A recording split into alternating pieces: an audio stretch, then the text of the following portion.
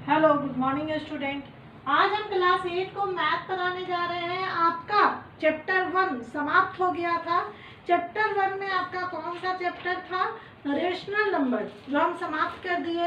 अब चैप्टर 2 का पार्ट 1 आपका चल रहा है। चैप्टर 2 में चैप्टर का नाम क्या है? एक्सपोनेंट्स। एक्सपोनेंट्स बहुत मज़ेदार चैप्टर है। अगर आप पढ़िएगा और शुरू से समझ समझ के पढ़िएगा तो इसका मैथ्स बनाने में बहुत इजी और मजेदार है।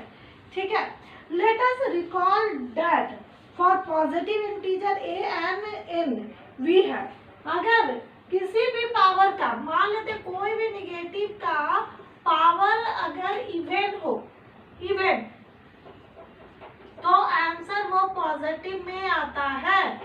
लेकिन अगर उसका पावर ऑड हो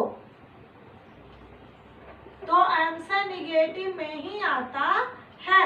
ठीक है, तो हम यहाँ पे 3 ना लिख करके n लिखते हैं कि अगर ये n इवन है तो पॉजिटिव आंसर आएगा, n ऑड है तो निगेटिव आएगा।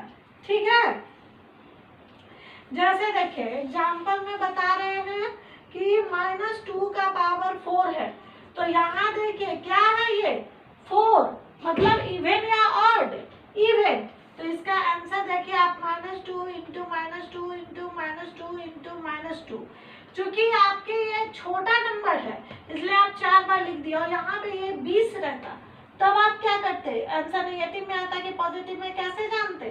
ये छोटा सा है तो आप एग्जाम्पल से समझ सकते हैं कि minus minus plus 4 into minus minus plus 4 कितना हो गया? 4 4 जा 16, प्लस प्लस यहाँ पे आया। ठीक है, लेकिन और 16 को हम फिर क्या लिख सकते हैं? 2 टू द पावर 4, देखिए प्लस हो गया। लेकिन अगर यही आपका यहाँ पर रहता कि 33, तब आंसर निगेटिव आता कि पॉजिटिव? निगेटिव में आता। क्या आता? निगेटिव में, मीन्स -2 के बराबर 33 होता, लेकिन -2 का पावर 34 रहता तो यहाँ पे 2 का पावर 34 हो जाता और आंसर क्या चीज में आता? पॉजिटिव में। किस चीज में आंसर आएगा? पॉजिटिव में। ठीक है, तो positive integer exponent of a rational number. अब आ जाइए रेशनल नंबर में। अब किस चीज में हम लोग जानेंगे? रेशनल नंबर में। रेशनल नंबर में कैसे समझते हैं? उसका पॉजिटिव और नेगेटिव में क्या होता है? तो सेम ही होता है। मान लेते a बाई बी एक रेशनल नंबर है जिसका पावर n है, तो इसका मतलब हुआ कि a by b into a by b into a by b कितने टाइम्स? n times. ठीक है, तो यहाँ पर if n is odd, if n is odd, then rational number is negative. Rational number is negative. Rational number is negative, and if n is even, then negative rational number is positive.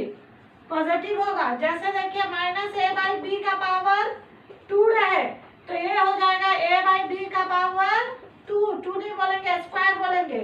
लेकिन -a/b का power 3 रहे तो इसका answer -a/b का power 3 नहीं होगा। यहाँ पे समझिए। ठीक है, अब आ जाइए कि किस तरह से निगेटिव को पॉजिटिव में चेंज करता है। अगर पावर निगेटिव रहे तब क्या होगा?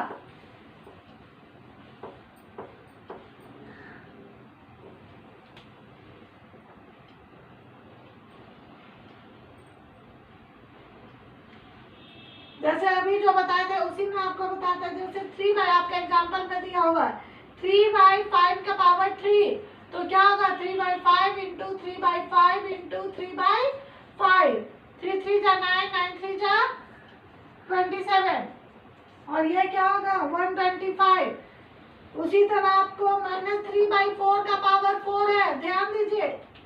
यहाँ पर चूंकि निगेटिव है रेशनल नंबर और पावर 4 है, मीन्स इवन है, तो आंसर क्या चीज में आएगा? -3/4 इंटू -3/4 पॉजिटिव हो जाएगा, और फिर -3/4 एंड -3/4 भी पॉजिटिव हो जाएगा। तो आंसर आपका पॉजिटिव में आएगा, और कितना आएगा आंसर 81/256। इस बात को ध्यान दीजिएगा। अब negative integral exponent of the rational, negative integral exponent, power आपका निगेटिव में रहेगा, तब आप क्या करिएगा,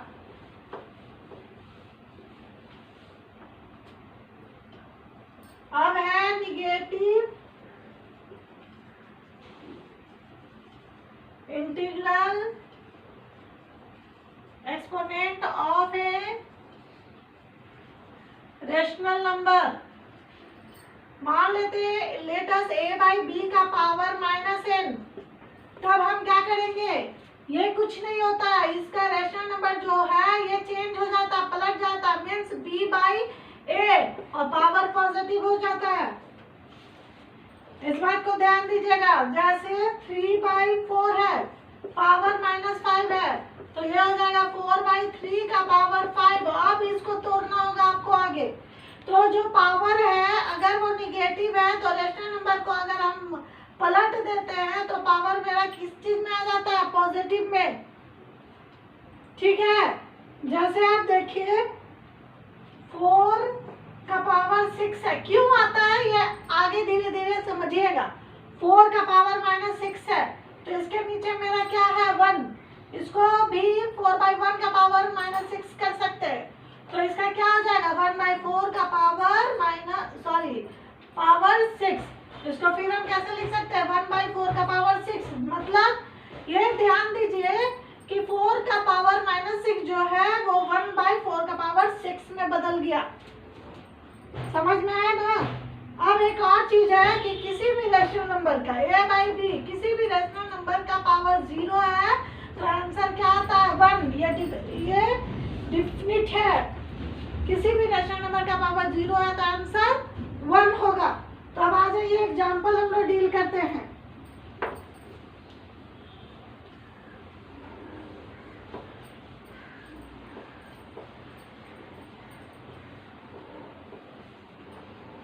एग्जाम्पल 2 में आइए। एग्जाम्पल 2 में क्या है, इवैल्यूएट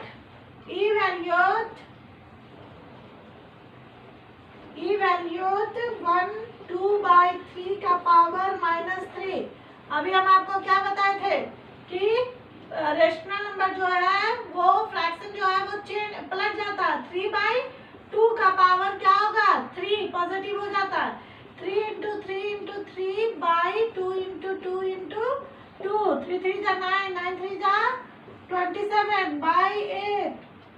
उसी तरह आपको दूसरा नंबर एग्जांपल है 4 का पावर -2, तो क्या होगा 1/4 का पावर 2 मीन्स स्क्वायर, मतलब 1/4 × 4 मतलब 1/16।